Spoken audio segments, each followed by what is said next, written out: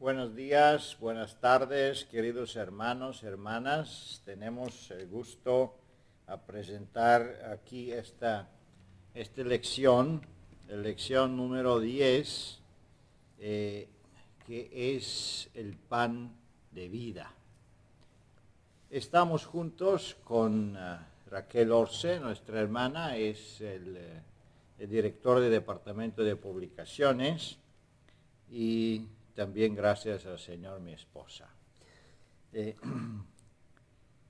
Antes de empezar nuestra lección, me gustaría hacer una oración en silencio juntos con ustedes.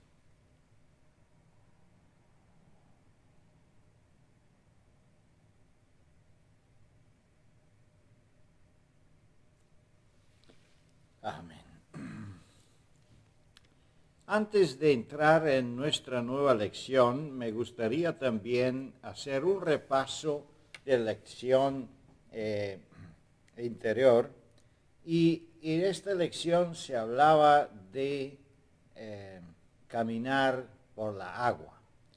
Es un milagro increíble y uno de los milagros que yo uso muchas veces en mis predicaciones, y seguro también es uno de los milagros que es muy impresionante para muchos de ustedes. Es interesante que cuando los discípulos se separaron de Jesús y fueron solos al mar, también vino esta angustia. Ellos estaban luchando con la tormenta, con sus propias fuerzas, y no encontraban la solución. Entonces vieron de una manera muy misteriosa cómo Jesús venía caminando en la agua. Sabemos que no se alegraron a ver esta figura, pero más de todo se asustaron y pensaban que es un ghost, ¿cómo se llama? Un espíritu, un fantasma. Gracias.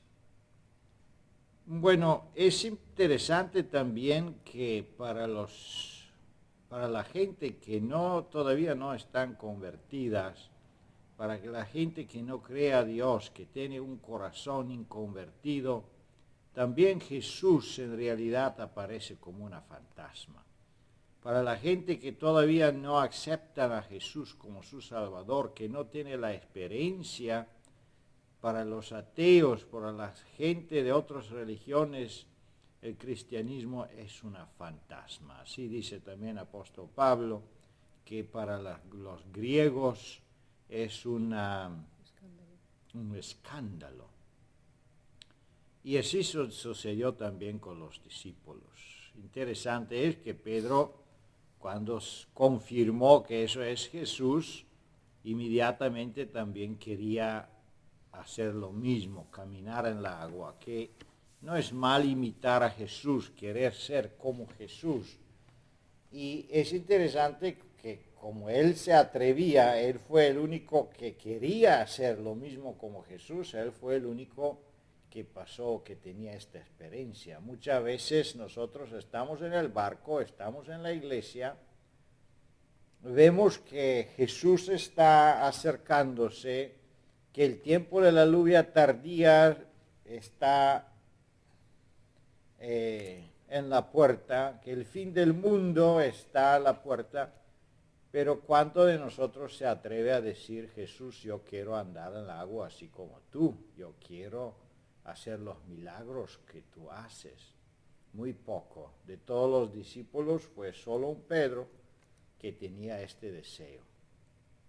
Bueno, también encontramos un símbolo en esta historia, porque sabemos que el agua en la idioma profética significa el mundo. Entonces, caminando por el agua significa caminar sobre el mundo.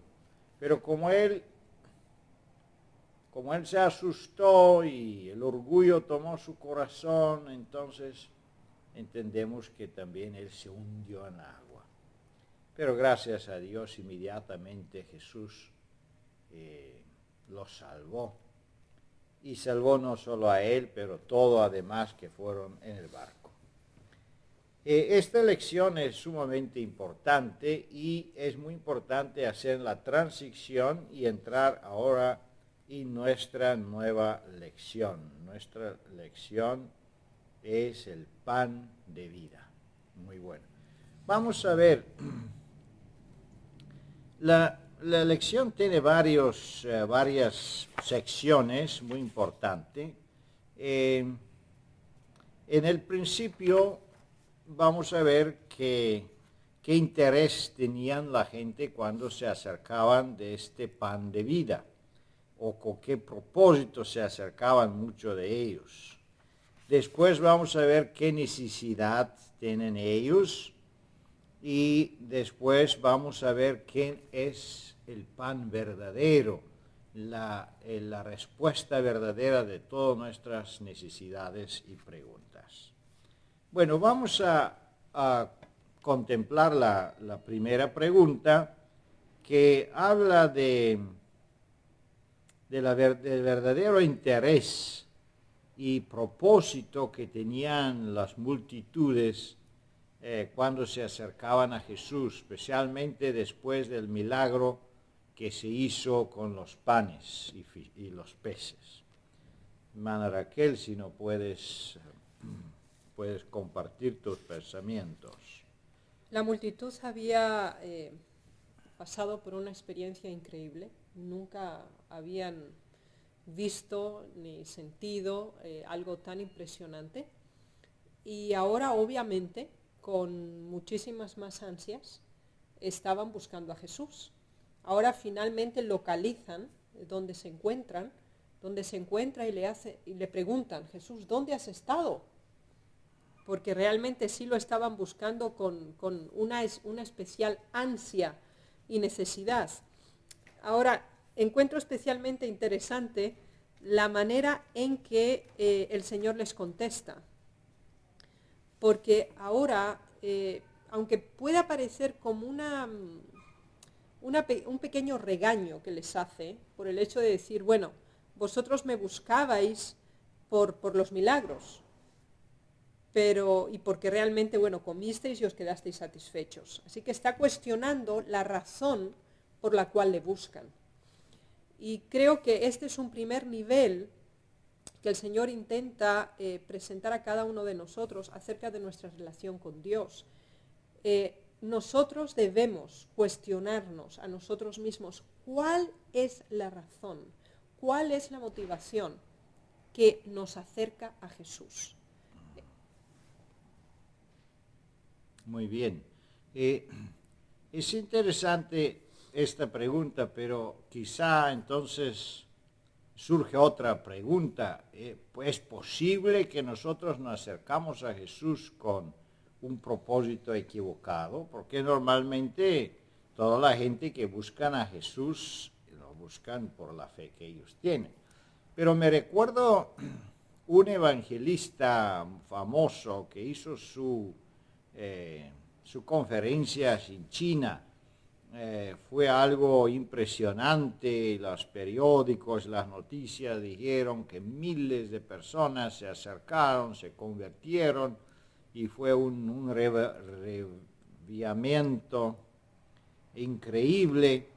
Pero yo escuché un programa que de verdad fue su predicación, y el hombre predicaba un Jesús que da éxito a toda la persona que lo acepta. Y él dice, mira, los países que tienen más dinero son los países cristianos. ¿Por qué? Porque cuando creemos a Jesús, entonces vamos a recibir más dinero, más éxito.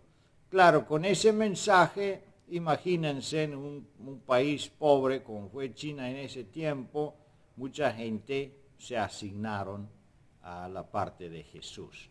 Entendemos que el propósito los pensamientos que tenían la gente en el tiempo de Jesús también son los propósitos y pensamientos de mucha gente en nuestro tiempo. Podemos ser que también el cristianismo como tal tiene algunos privilegios en varios países. ¿Tienes tú alguna experiencia en esto?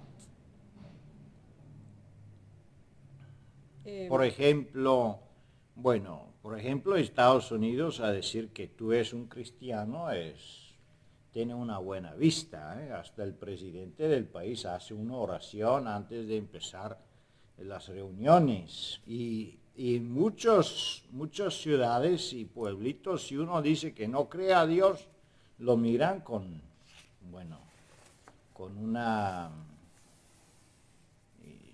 lo miran como algo extraño, ¿verdad?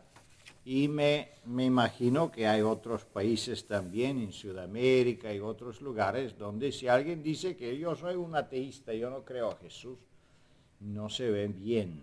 Entonces, hay también, de este punto de vista, un interés a ser cristiano. Es como que, toda la gente me va a mirar con un mejor,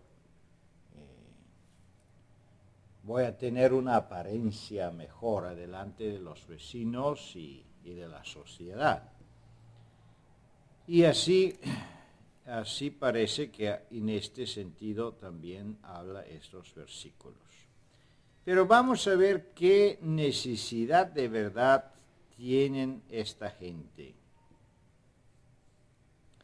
Esta multitud que usó los panes y los peces en la segunda pregunta, ¿qué necesidad tenían ellos?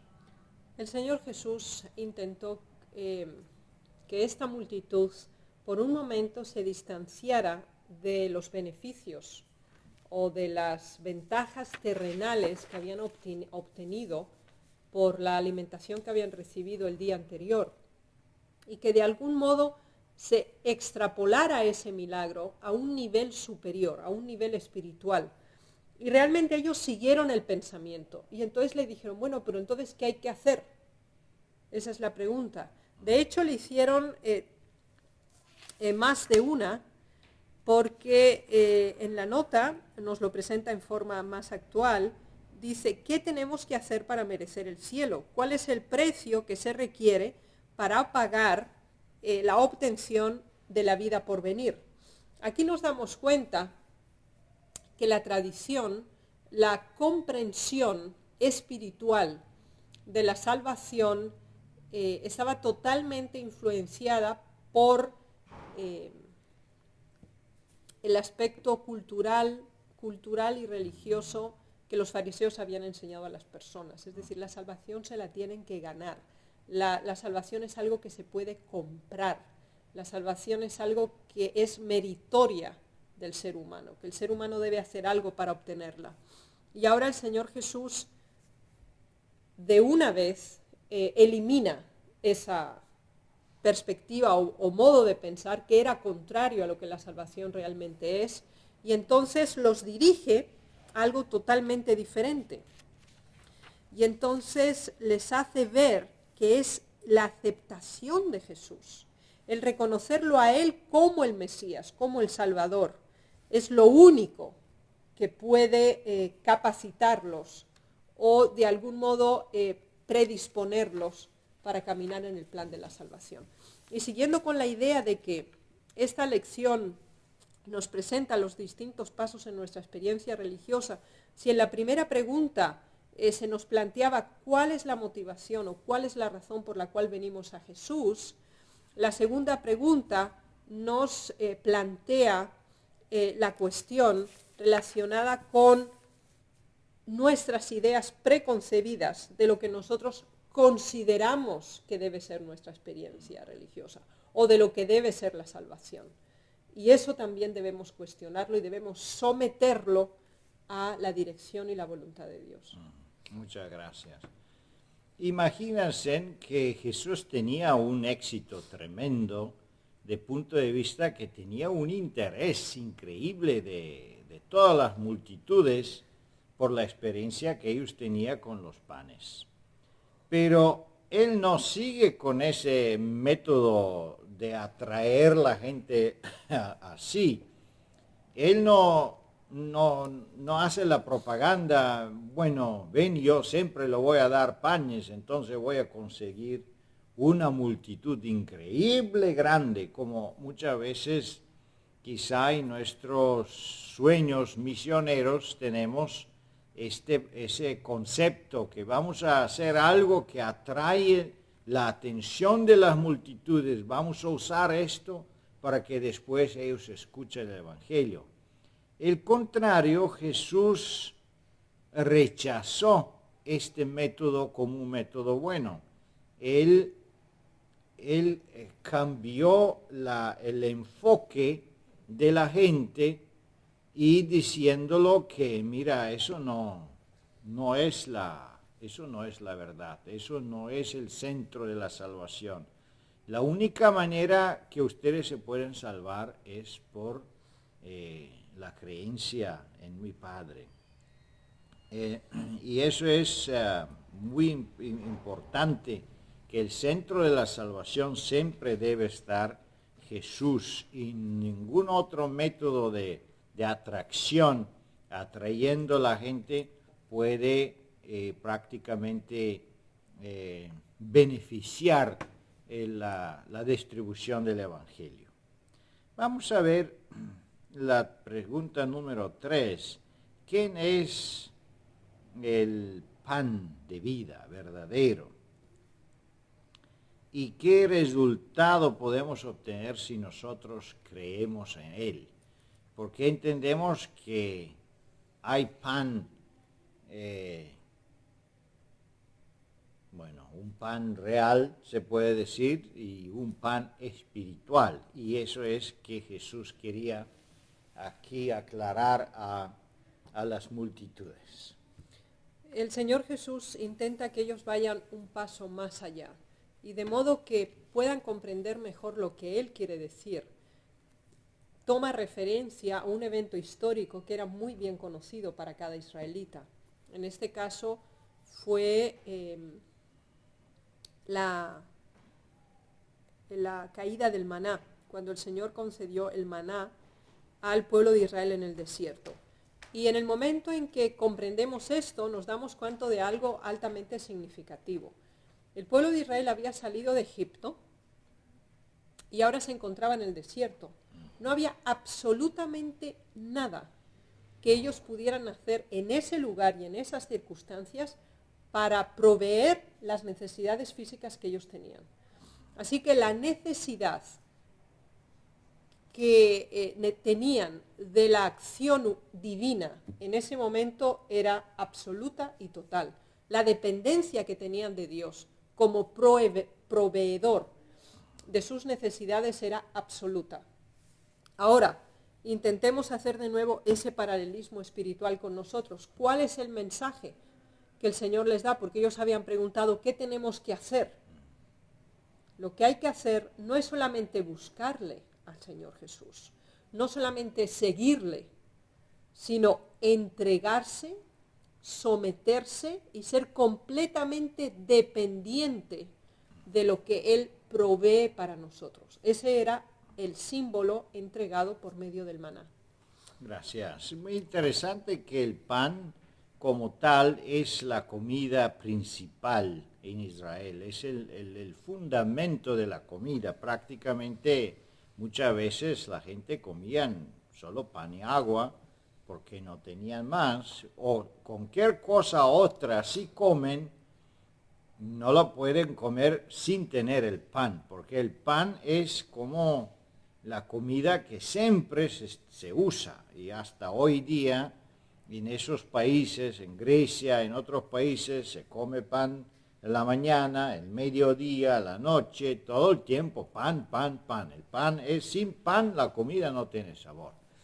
Por eso se usa ese símbolo y entendemos que igual como nosotros necesitamos el pan para nuestro beneficio del cuerpo, lo necesitamos igualmente espiritualmente, que es una comida espiritual que necesitamos obtenerla todos los días y varias veces al día. No es suficiente bueno, comer una vez a la semana, comer 2 veces a la semana, es necesario comer varias veces al día.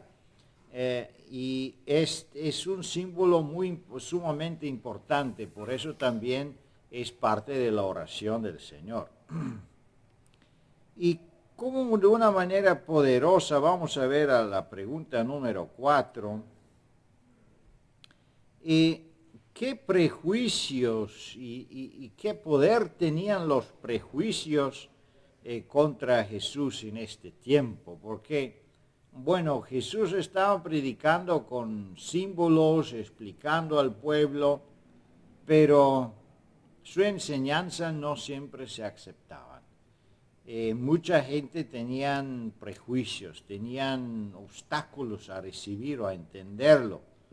Y los judíos especialmente sí tenían muchos prejuicios.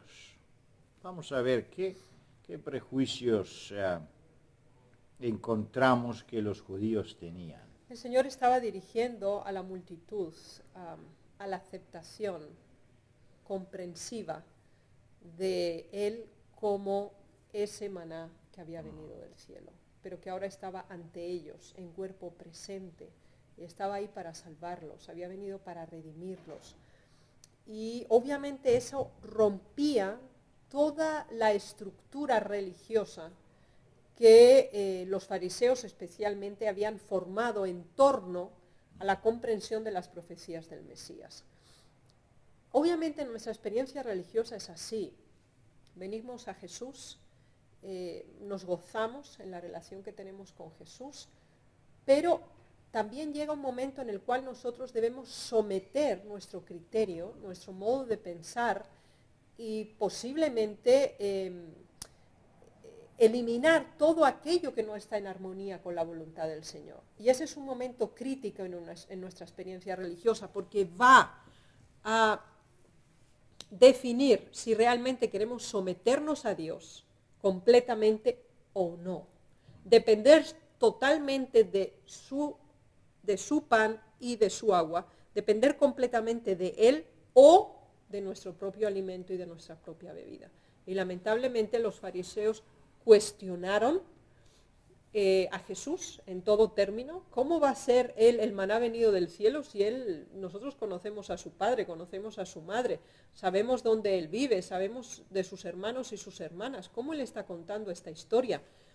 Cuando el Señor quiere elevarnos espiritualmente, pero nosotros queremos aferrarnos a lo que nosotros queremos, estamos obstaculizando esa obra de transformación que el Señor quiere hacer en nosotros. Y obviamente nos separamos del Señor. Gracias. Es interesante que después, más o menos 300, 400 años después de Jesús, se levantó un Salvador falso, un otro Jesús, una otra persona que interesantemente tenía una influencia bien grande en el sacerdocio en Jerusalén, y mandaron cartas en toda la Europa y todo el mundo a las sinagogas que hay tal y tal persona y quizá él puede ser el Mesías. ¿Y por qué eso?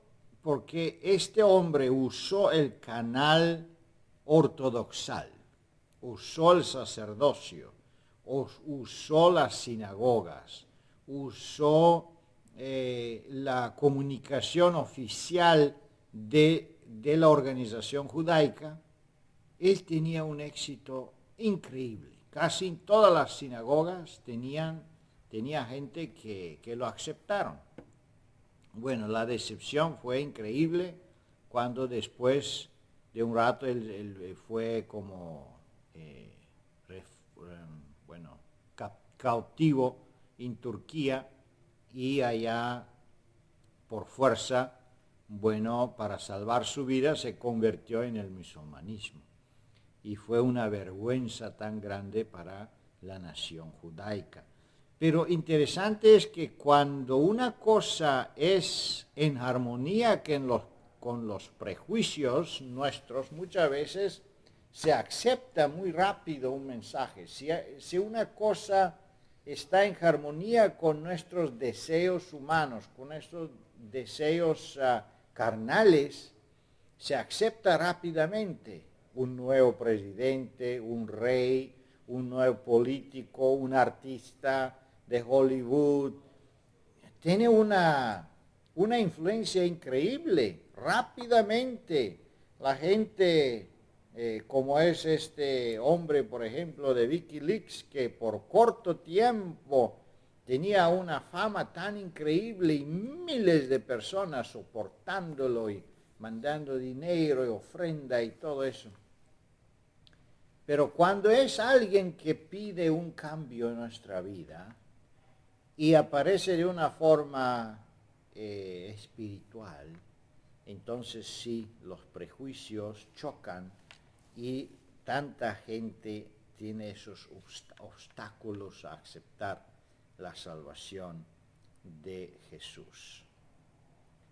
Vamos a ver quién es este pan verdadero. Sabemos que eso es Jesús, pero ¿qué importancia para aceptar este pan tiene nuestra fe? ¿Qué importancia tiene la fe? Es fundamental ver cómo el Señor Jesús presenta la aceptación de lo que Él ofrecía como una consecuencia directa de la vida eterna.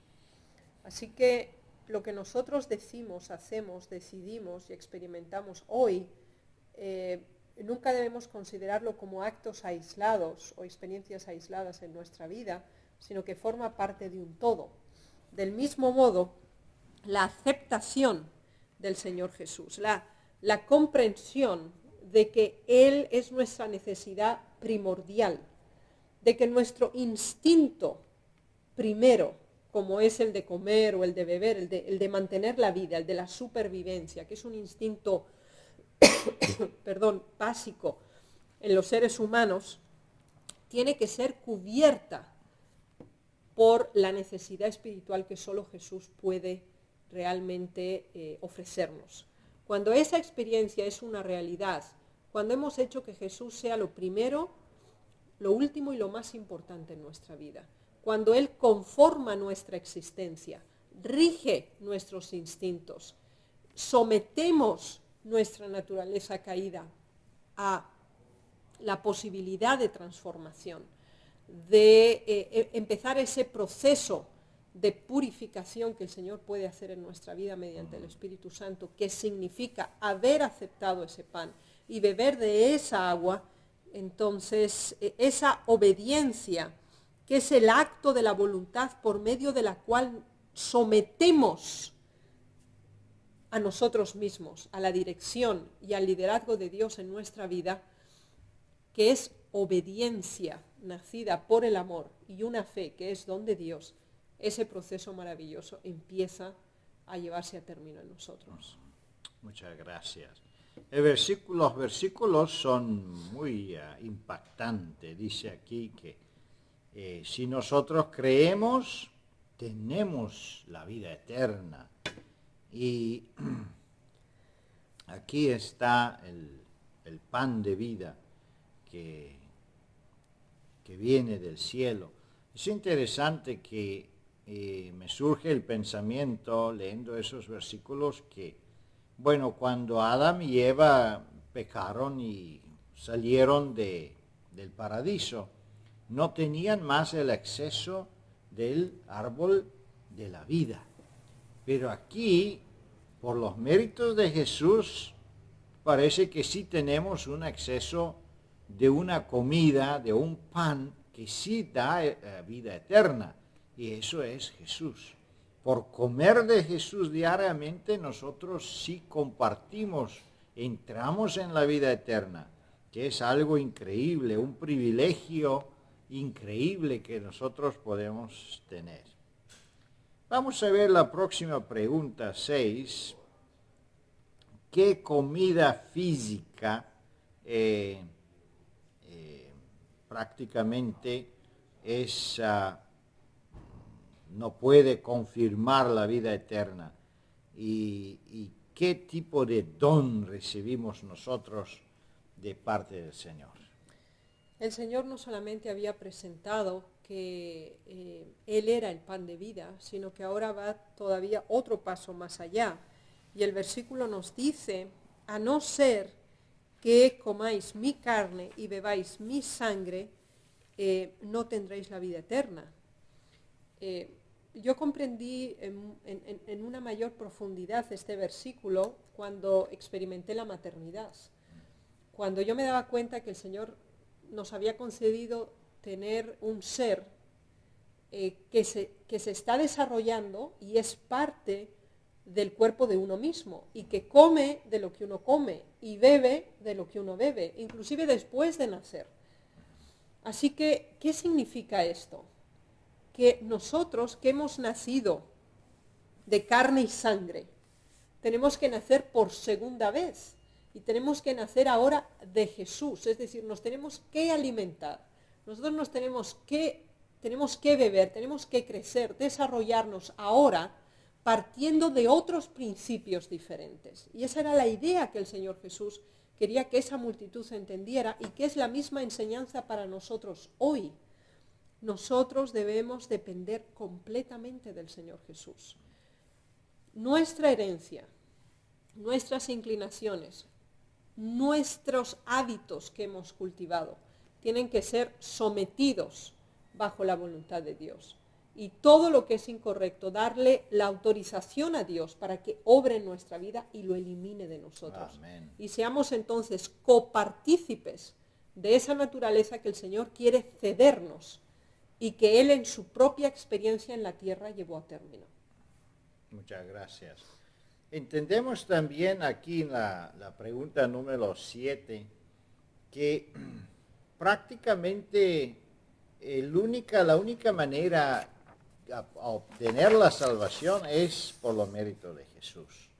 Pero no solo es la única manera, pero es una manera absoluta y segura. Si tenemos el pan de vida, si comemos de este pan, si creemos a Jesús, si dedicamos nuestra vida a Jesús, tenemos la seguridad absoluta que este Jesús sí nos va a salvar, que la vida eterna está segura para ellos que creen. Por eso los versículos aquí son muy buenos, muy interesantes, que también el pan de nuestra vida terrenal no es tan importante. Me recuerdo también la experiencia de Jesús en el desierto, cuando lo tentaba Satanás. Entonces él dijo que no solo con este pan podemos vivir, hay un otro pan más importante, el pan espiritual. Con cada palabra de Dios se puede vivir, podemos vivir. Y es más seguro, la vida eterna es más segura que la vida de este mundo, la vida terrenal. Y el salud carnal y el carne no va a profetizar, no va a aprovechar nada, no aprovechamos de esto nada. Pero de la comida espiritual sí podemos aprovechar, porque eso es la vida eterna. Esto es nuestra seguridad, nuestro socorro y nuestra salvación. Con ayuda del Señor, si nosotros aceptamos Jesús, si nosotros comemos este pan cada día, si no nos olvidamos de Él en nuestras oraciones y nuestros estudios bíblicos cada día, si estudiamos la palabra de Dios con la misma sed y la misma hambre que tenemos nosotros cuando trabajamos, cuando estamos cansados regresando a casa, muchas veces desesperados de hambre. Y mi pregunta es, ¿dónde está el hambre del pan de vida? ¿Tenemos la misma hambre del estudio de la Biblia? tenemos siempre nuestra Biblia con nosotros, abrimos en estas Biblias, estudiámosla todos los días, pensamientos, estudiamos los testimonios, y si lo hacemos, queridos hermanos, querida hermana, seguramente vamos a tener la vida eterna. No dudas en esto. Ten buen ánimo, porque Jesús es con nosotros. Y si Dios es con nosotros, ¿quién es contra nosotros? Que Dios le bendiga y le guarda en este sábado y también en la semana que viene. Amén. Amén.